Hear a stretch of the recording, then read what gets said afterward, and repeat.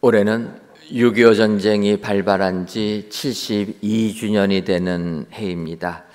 70년이 훌쩍 지나다 보니까 어느덧 6.25 전쟁은 우리에게 있어서 잊혀진 전쟁이 되어가고 있지만, 최근 러시아와 우크라이나의 전쟁을 보게 되면 우리가 다시금 6.25 전쟁을 기억해야 되겠다, 이런 생각을 하게 됩니다. 아시는 것처럼 러시아와 우크라이나에도 예전에는 소비에트 사회주의 공화국 연방이라 그래서 한 나라였습니다. 한 나라였던 러시아와 우크라이나가 지금 서로를 죽이는 이런 전쟁이 일어나서 참으로 온 세계를 힘들게 하고 있습니다. 어찌 보면은 이번에 러시아가 우크라이나를 침략하는 것을 보면서 우리나라 6.25 전쟁 때 북한이 소련의 지원을 받아서 우리 남한을 침략한 것을, 그거를 좀 살펴보지 않았을까, 이런 생각도 하게 됩니다. 전쟁을 시작한 그날 우크라이나 전역을 침략했다가 지금은 이제 동부 지역에만 머물러 있는데, 우리나라도 마찬가지 아니었습니까?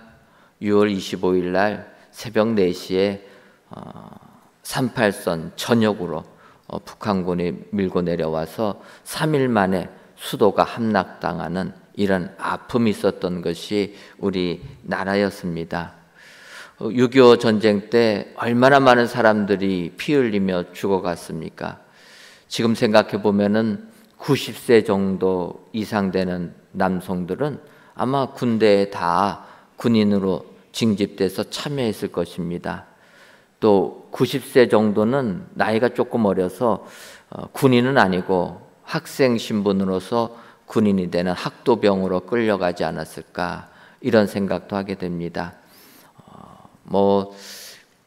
기록들을 보게 되면 인민군들이 우리나라 군인 포로 잡아가지고 총알도 아깝다고 포로들 죽창으로 찔러 죽였다, 이런 기록들이 있습니다. 그처럼 참으로 어려운 상황, 정말 목숨 구하기가 힘든 이런 전쟁의 참상을 겪었던 우리 민족이라는 것입니다.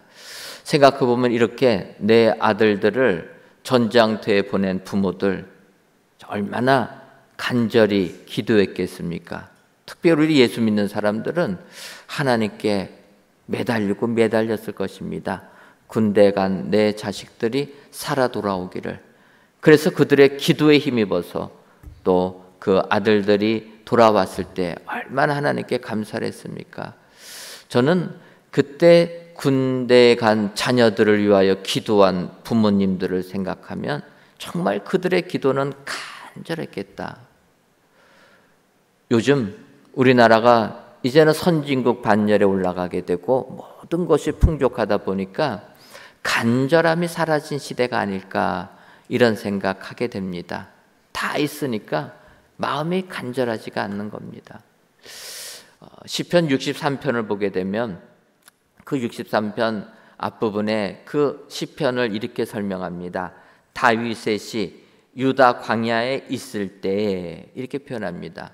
시편 63편은 다윗이 기록한 시인데 그가 유다 광야에 있을 때 기록한 시다, 이렇게 표현합니다. 그렇다면 다윗이 유다 광야에 있을 때, 그때가 어떤 때냐? 그때는 사울 왕에게 쫓겨다닐 때가 아닙니다. 다윗이 유다 광야에서 쫓겨 있을 때는 그의 아들 압살롬이 반란을 일으켜가지고 한순간에 예루살렘 성을 버리고 도망가서 유다 광야를 헤매고 있을 때, 그때가 다윗이 유다 광야에 있을 때라는 것입니다. 그는 이스라엘의 통일 왕국의 왕으로서 편안하고 안락한 삶을 살았습니다. 그런 그가 생각지도 못했던 아들이 부모를 죽이겠다고 반란을 일으켜서 자기를 죽이겠다고 달려올 때 얼마나 힘들었겠습니까? 그런 다윗이 유다 광야로 쫓겨가서 그때 기록한 시라라는 겁니다. 이때 시편 63편 1절을 보면 하나님이여 주는 나의 하나님이시라. 내가 간절히 주를 찾되 물이 없어 마르고 황폐한 땅에서 내 영혼이 주를 갈망하며 내 육체가 주를 앙모하나이다. 편안할 때는 그렇게 간절하지를 못했습니다. 사람이니까 그렇지 않겠습니까?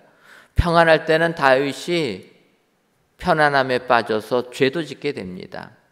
하지만 그의 아들이 그를 죽이겠다고 달려들 때 그제서야 그가 하나님을 찾습니다. 내가 간절히 주를 찾되 물이 없어 마르고 황폐한 땅에서 내 영혼이 주를 갈망하며 내 육체가 주를 앙모하나이다. 너무나 힘들고 어려울 때 간절히 주를 찾았다. 다윗이 이렇게 시편을 기록하며 고백할 때 하나님께서 그의 간구를 들으시고 결국은 압살롬의 반란을 진압하고 예루살렘으로 귀환하지 않습니까? 우리 하나님은 간절히 찾는 자들, 그들에게 응답해 주시는 하나님이신 줄 믿습니다. 오늘 본문도 마찬가지라는 것입니다. 초대교회 성령의 강림의 은혜가 충만하게 되었을 때 사도들을 통하여서 표적과 기사들이 많이 나타나게 됩니다.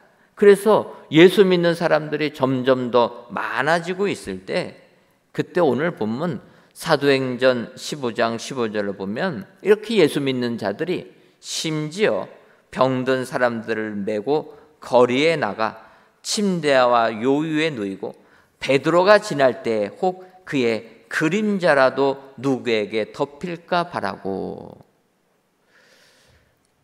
사람들이 주님 앞으로 나오게 되는데 주의 말씀을 증거하는 베드로에게 나왔다라는 것입니다. 이 베드로가 나올 때 그들의 생각은 병자들을 메고 와서 베드로가 지날 때 그의 그림자라도 혹 누구에게 덮일까 바라고 나왔다. 여러분, 우리가 병남을 얻으려면은 베드로 만나가지고 베드로한테 안수기도해 달라. 그래야지 병 낫지 않겠습니까? 베드로가 직접 기도해 줘야 되지 않겠습니까? 그런데 이 사람들은 그거는 바라지도 않았다라는 거예요. 하나님의 일을 하고 있는 베드로 직접 만나는 것은 꿈에도 생각하지도 않고 베드로가 지나가는 그림자, 여러분 그림자가 무슨 능력이 있겠습니까? 그래도 실제 사람이 얘기해 줘야지 능력이 있지 그 사람의 그림자가 무슨 능력이 있겠습니까? 그런데 그들은 이 간절함이 어느 정도냐? 베드로의 그림자라도 비춰지기만 하면 병 나을 것을 믿었다라는 것입니다. 그래서 베드로의 그림자라도 지나가기를 바라면서 그에게 나왔다. 이러한 간절함이 있는 사람, 그런 사람에게 하늘의 은혜가 임하게 되는 줄 믿습니다. 오늘 귀한 예배를 참여하신 사랑하는 성도 여러분, 우리가 하나님을 향하여 얼마나 간절함을 가지고 하나님께 간구하고 계십니까? 내 삶이 평안하고 내 삶이 안락하다 보니까 간절함이 조금은 묻어지지는 않았습니까? 오늘 초대교회 성도들의 모습을 기억하시고 정말 베드로의 그림자라도 덮일까 바라는 이러한 간절함을 가지고 주님 앞에 나오셔서 주님이 여러분들에게 은혜 주시는 축복이 여러분들 삶 가운데 충만하시기를 주님의 이름으로 축원합니다. 그렇다면은 이렇게 그림자라도 덮일까 바라는 간절한 사람은 어떤 사람입니까? 먼저 모이는 사람입니다. 오늘 보면 사도행전 5장 12절을 보면 사도들의 손을 통하여 민간의 표적과 기사가 많이 일어나며 믿는 사람이 다 마음을 같이하여 솔로몬 행각에 모이고. 하나님의 은혜를 받는 사람은 먼저 믿는 사람들이 다 마음을 같이하여 솔로몬 행각에 모였다. 모여야 된다라는 것입니다. 여러분, 여기서 이 솔로몬 행각이라는 것은, 이 행각이란 것은 이 주랑이라 이렇게 표현합니다. 우리가 궁궐 같은 데를 가게 되면 벽이 있는 곳이 아니라, 막혀진 방이 아니라 기둥만 있는 복도 같은 것, 지붕 있는 그러한 곳 있지 않습니까? 그래서 그 정원에서도 다 바라볼 수 있는 이런 공간이 행각이라고 표현하는데, 이 특별히 솔로몬 행각은 우리가 성경을 보면 예수님께서 내가 그리스도임을 유대인들에게 알려준 장소라는 것입니다. 또 우리가 사도행전 2장을 보게 되면 성전 미문에서 사도행전 3장에 베드로와 요한이 성전 미문에 앉아있는 안진뱅이를 일으켜주는 역사, 그래서 그러한 이적을 보고 사람들이 몰려왔을 때 솔로몬 행각에서 베드로가 하나님의 복음을 선포한 장소, 그 장소가 이 솔로몬 행각이라는 것입니다. 그리고 오늘 본문에 나오는 이 솔로몬 행각에서 사람들이 모였다. 바꿔 말하면 이 솔로몬 행각은 주의 말씀이 선포되는 장소, 하나님의 은혜가 임하는 장소, 이 장소가 솔로몬 행각이라는 것입니다. 여기에 믿는 사람이 모이게 되었다. 간절함을 가지고 있는 사람은 이렇게 모이는 사람이라는 것입니다. 지금 이것을 바꿔 말하면 주의 성전이 아니겠습니까? 주의 성전에 모이는 자들, 간절함을 가지고 주의 성전에 모이는 자들에게 하늘의 은혜가 충만하게 임할 줄 믿습니다. 코로나19 시대가 이제 끝나고 나니까 교회마다 참 고민들이 많습니다. 코로나19 이후의 시대에 교회가 어떻게 대응할 것인가? 사실 그 전에 주일 성수하는 개념이 코로나19로 인하여서 많이 약화되지 않았습니까? 이제는 집에서 유튜브를 통해서 예배 드리는 것이 일상이 되는 이런 시대가 되었습니다. 이런 시대에 우리가 어떻게 코로나19 이후의 시대를 대비할까? 세미나도 많이 하고 의견들을 많이 내놓습니다. 하지만 저는 코로나19 이후에 교회가 어떻게 미래를 대비할 것인가? 그것은 코로나19 시대를 지나면서 우리의 생각은 좀 더 넓어졌다. 저는 이렇게 생각합니다. 예전에는 성전에서만 강조했는데 이제는 온라인 예배도 가능하다. 그러면서 우리 교회도 코로나19를 지내면서 실시간 영상 예배를 같이 진행합니다. 지금 코로나19 방역 지침이 해제가 됐어도 이 시간에도 실시간으로 영상을 보내고 있습니다. 그 이유는 멀리서도 예배드리는 우리 성도님들이 계시기 때문이라는 거예요. 또 병원에 계셔서 이곳에 오고 싶어도 오지 못하는 성도님들이 계시다라는 것입니다. 그분들 이곳에 나오지 못해도 영상을 통해서 하나님께 예배드릴 수 있다. 이것은 은혜요 복이라는 것입니다. 그래서 지금도 저희는 영상을 송출하고는 있습니다. 하지만 이 온라인 예배를 드리는 것은 성전 예배로 가기 위한 하나의 과정이다. 이렇게 생각해야 된다는 거예요. 온라인 예배로 내가 모든 믿음의 생활이 끝났다라고 생각하면은 잘못됐다라는 것입니다. 오늘 성경은 이야기하기를 믿는 사람들이 다 마음을 같이하여 솔로몬 행각에 모였다라는 것입니다. 내가 은혜 받는 장소에 모이는 사람, 그런 사람이 하늘의 은혜를 받게 될 줄 믿습니다. 그림자라도 비출까 하는 간절함을 가지고 모이니까 이들에게 하늘의 능력이 임하게 되었다. 오늘 이 예배를 드리시는 모든 성도님들, 먼저 모이는 자에게 하늘의 은혜가 임한다. 모이는 자에게 기도 응답의 축복이 임하게 된다. 확신하셔서 모이기를 힘쓰시는 저와 여러분들 되시기를 주님의 이름으로 축원합니다. 여러분, 우리 교회 1년의 기도 제목이 있지 않습니까? 모이기를 힘쓰는 교회. 저는 그래서 코로나19가 끝나는 올해 우리 교회 기도 제목을 모이기를 힘쓰는 교회 이렇게 정한 것입니다. 그동안 영상으로 드렸던 그 예배에서 만족하는 것이 아니라 성전에 나와서 온 성도들과 같이 하나님을 찬양하고 찬송하고 예배드리는 것, 이것이 진정한 하늘의 축복을 받는 비결이라.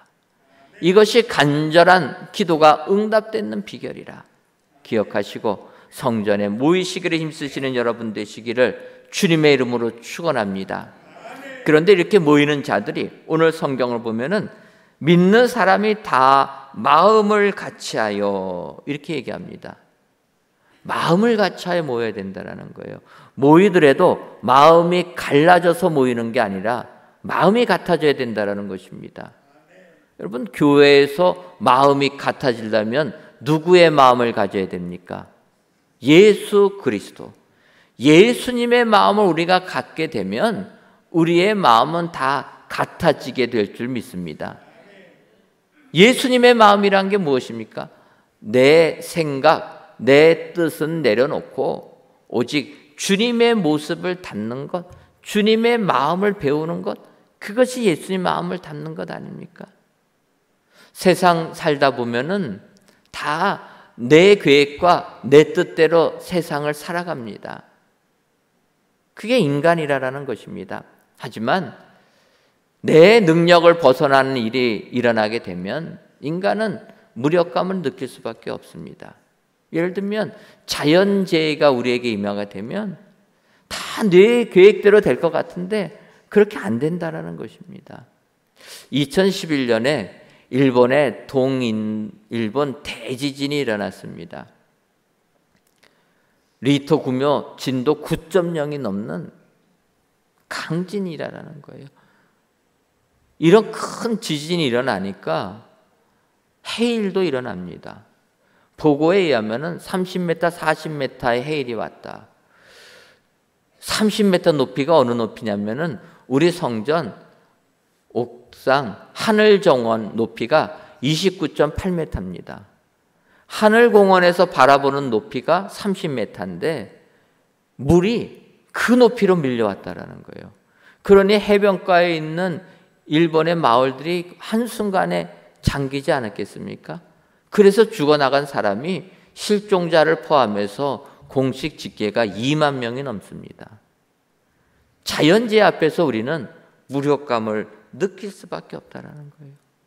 그래서 우리는 하나님을 더욱더 섬겨야 될 줄 믿습니다. 예수님의 마음을 가지고 성전에 모여서 하나님께 예배드릴 때 하나님은 우리에게 응답해 주시고 우리를 지켜주시고 보호해 주실 줄 믿습니다. 오늘 간절함을 가지고 사도 베드로 그 그림자라도 비칠까? 간절함을 가지고 나온 자들은 이렇게 성전에 모이는 자였다. 기억하셔서 성전에 모이기를 힘쓰셔서 주님이 주시는 은혜가 여러분들 삶 가운데 충만하시기를 주님의 이름으로 축원합니다.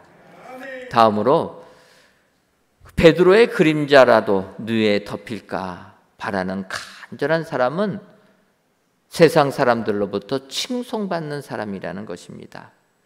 사도행전 5장 13절을 보면 그 나머지는 감히 그들과 상종하는 사람이 없으나 백성이 칭송하더라. 초대교회 성도들을 믿는 자들을 안 믿는 백성들이 칭찬해 주었다라는 것입니다. 이렇게 믿는 사람들이 세상 사람들로부터 칭송받으려면 어떻게 살았기 때문에 그렇겠습니까? 믿음의 본을 보여줬다라는 것입니다. 우리가 아는 대로 초대교회 성령 강림의 역사가 일어나게 되니까 그들이 성전에 모이기를 힘쓰고 모여서 기도하는 사람들이 되었다라는 것입니다.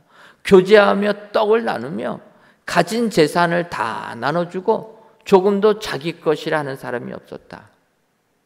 그래서 성령과 기쁨이 충만한 사람들이 되었다.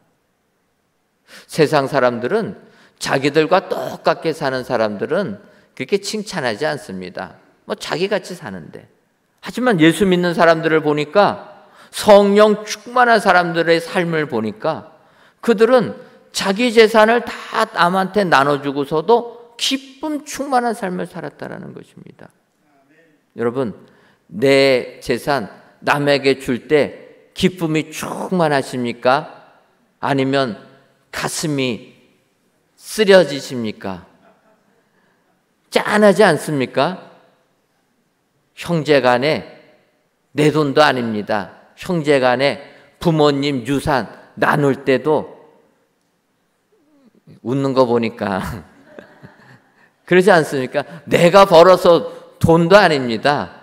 부모님이 피땀 흘려 모은 돈인데 부모님 소천하셔서 유산 상속할 때 집안 형제들 난리 나지 않습니까?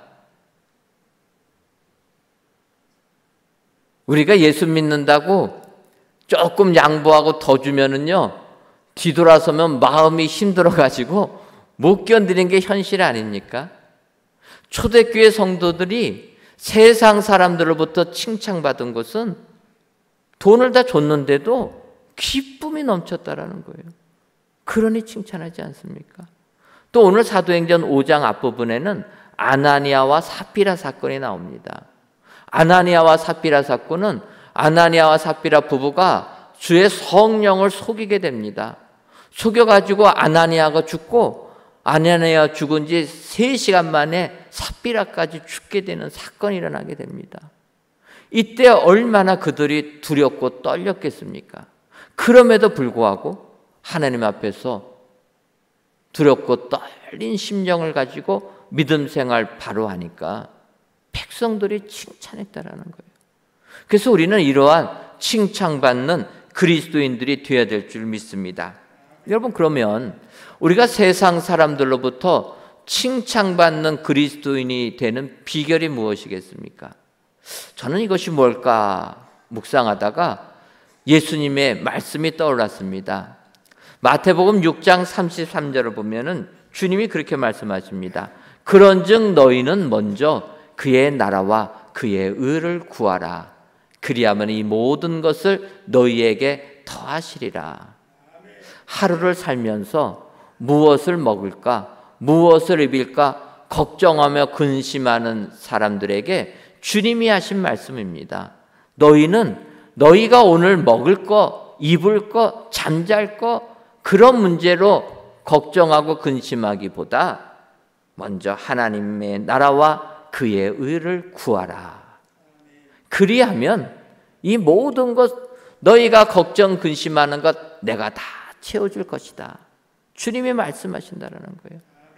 그럼에도 불구하고 우리는 예수님을 믿음에도 불구하고 세상에 살다 보니까 세상 걱정 근심이 앞선다라는 것입니다. 오늘도 일어나면 내가 무엇을 먹고 살을까? 내가 오늘 무엇을 할까? 그 생각이 앞선다는 거예요. 하나님을 위하여서, 하나님의 나라를 위하여서 내가 무엇을 할 건가? 그 생각보다는 내가 오늘 세상을 어떻게 살 것인가? 내가 무엇을 먹고 살 것인가에 더 급급하다라는 것입니다. 오늘 주님은 말씀하십니다. 믿음의 순서를 바꾸지 말아라. 세상 사람들이 칭찬하는 믿음의 순서는 먼저 하나님의 나라를 구하라. 그렇게 하면 내가 너희에게 필요한 모든 것을 더해주겠다. 이 확신을 가지고 믿음 생활하게 되면 우리는 진정으로 세상 사람들로부터 칭찬받는 성도들이 될 줄 믿습니다. 칭찬받는 성도들이 하나님께 기도할 때 그 기도가 응답이 되어진다.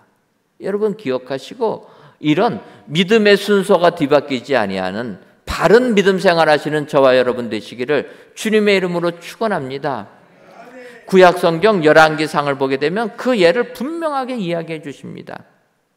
우리가 아는 대로 엘리야 선지자 하나님께서 말씀하셔서 시돈 땅 사르밧 지역을 가게 됩니다. 그곳에 가니까 한 과부가 있어서 그 과부에게 이야기하라라는 거 하나님께서 먼저 나에게 먹을 것을 바치게 하라. 그래서 엘리야 선지자는 하나님의 말씀 그대로 이 사르밧 과부에게 이야기합니다. 나에게 떡 한 덩이를 바쳐라. 그때 사르밧 과부가 엘리야 선지자에게 얘기합니다. 선지자님이요, 지금 나에게는 보리 한 움밖에, 그리고 병에는 기름 한 병밖에 없습니다. 이건 마지막으로 내가 나무 구해서 빵 굽고 이거 내 아들과 먹고 이제는 죽으려고 합니다. 마지막 남은 가루 한 움큼하고 이 기름, 이걸 어떻게 당신에게 드리라고 합니까? 그때 열왕기상 17장 13절에서 이렇게 기록되어 있습니다.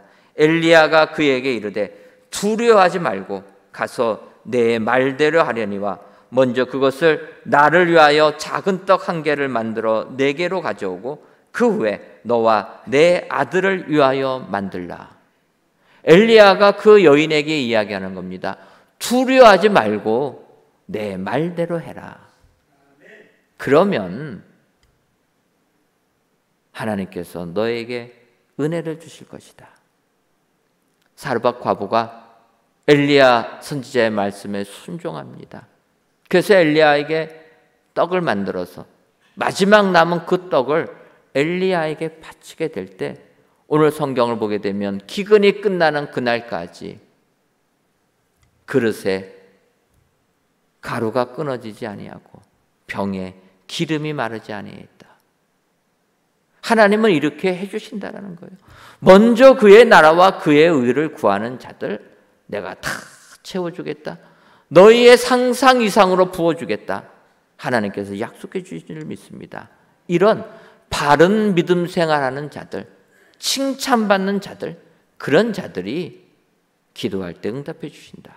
여러분 기억하시고 칭송을 받으시는 은혜의 성도님들이 다 되시기를 주님의 이름으로 축원합니다. 마지막 세 번째로 이렇게 간절히 기도하는 사람은 남을 얻는 사람이라는 것입니다. 출애굽기를 보게 되면 이스라엘 백성들 요셉을 모르는 왕들이 생길 때마다 고생에 고생을 하게 됩니다. 그래서 그들이 참으로 이 노예의 삶에서 벗어나려고 노력했지만 그게 잘 되지 않습니다. 그러다가 이제 출애굽기 2장 23절을 보게 되면 여러 해 후에 애굽 왕은 죽었고 이스라엘 자손은 고된 노동으로 말미암아 탄식하며 부르짖으니 그 고된 노동으로 말미암아 부르짖는 소리가 하나님께 상달된지라. 모세가 40살에 이스라엘 백성 구하려고 했다가 살인자가 돼서 쫓겨나가는 상황입니다. 그리고 시간이 40년이 지나는 그 시간 얼마나 고생했겠습니까? 그런데 그들의 부르짖는 소리가 하나님께 상달되었다. 40년 동안 간절히 하나님께 매달렸다라는 거예요. 하나님께 기도하니까 결국은 하나님의 때가 될 때 응답해 주셨다. 오늘 사도행전 15장 16절의 말씀도 같은 말씀이라는 것입니다. 예루살렘 부근에 수많은 사람들도 모여 병든 사람과 더러운 귀신에게 괴로움을 받는 사람을 데리고 와서 다 나음을 얻으니라. 예수님 앞에 나오니까 베드로의 그림자라도 비칠까? 그 간절히 사모하는 심령 가지고 나오니까 나온 자들은 다 병이 낫게 되었다. 오늘 이 자리에도 이 같은 은혜가 임하게 되는 줄 믿습니다.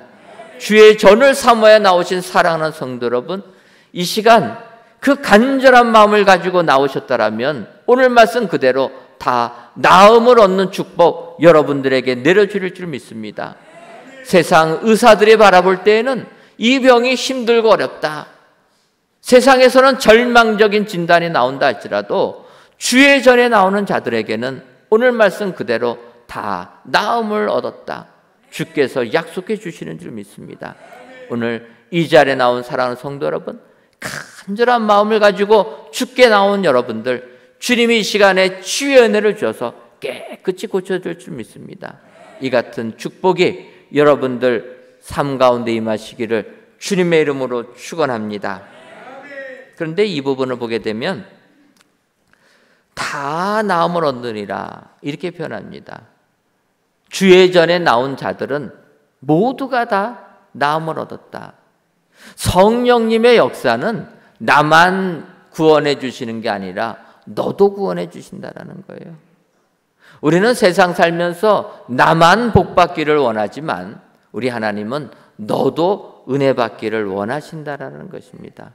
그래서 오늘 성경은 주의 전에 나온 자들은 다 다 나음을 얻었다. 나만 나음 얻는 게 아니라 너도 얻고 우리 모두가 다 나음을 얻었다. 이야기하는 것입니다. 성령님이 오순절 강림하실 때 주의 제자들이 방언의 은혜를 받습니다. 근데 이 방언의 은혜, 사도들 120명의 성도들이 받은 방언의 은혜는 외국어라 이렇게 표현합니다. 지금 우리가 하는 방언처럼 못 알아듣는 말이 아니라 외국어라는 거예요. 그래서 오순절날 경건한 유대인들이, 흩어져 있는 유대인들이 예루살렘에 모였습니다. 근데 모였는데 그들이 들은 것은 각기 자기 나라의 언어로 성령의 은혜를 체험한 자들이 말하는 것을 듣게 되었다는 거예요. 그 방언으로, 외국어로 그 사람들, 다른 나라 말을 쓰는 사람들에게 해줬던 것은 하나님의 큰일 말하는 것을 들었다. 성경이 이야기합니다. 성령이 우리에게 임하면 나만 구원해 주시는 게 아니라 우리 모두를 차별 없이 다 구원해 주시는 줄 믿습니다.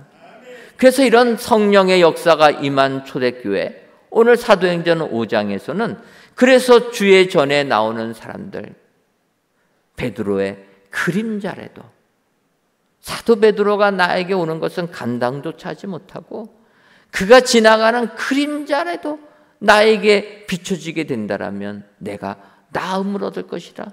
이 간절한 믿음 가지고 나온 자들, 오늘 성경은 다 나음을 받게 되었다. 성경이 약속해 주신 줄 믿습니다. 오늘 이 시간 귀한 예배를 드리시는 저와 여러분들이 이렇게 간절함을 가지고 나오면 다 나음을 받는다. 확신하셔서 여러분들의 삶이 다 치유가 되는 은혜의 성도님들이 되시기를 주님의 이름으로 축원합니다. 기도하겠습니다. 하나님, 본격적인 장마가 시작한 오늘 이 시간 성전에서 또는 각 예배 처소에서 귀한 예배를 드리게 하시니 감사합니다. 이 예배를 기뻐 받아 주옵시고 모든 예배자들을 위해 마가의 다락방에 임하셨던 성령 충만의 은혜가 이 시간 동일하게 임하게 하여 주옵소서. 이 시간 그림자라도 덮일까 바라는 간절한 사람이라라는 제목으로 은혜를 주시니 감사합니다. 초대교회 은혜의 성도들처럼 우리들도 그림자라도 덮일까 바라는 간절한 성도들 되게 하여 주옵소서. 이렇게 그림자라도 덮일까 바라는 간절한 사람은 먼저 성전에 모이는 사람, 칭찬을 받는 사람, 나음을 얻는 사람이라 말씀하셨사오니 이런 사람들이 다 되어서 은혜 충만한 저희 모두가 되게 하여 주옵소서. 예수님의 이름으로 기도하옵나이다. 아멘.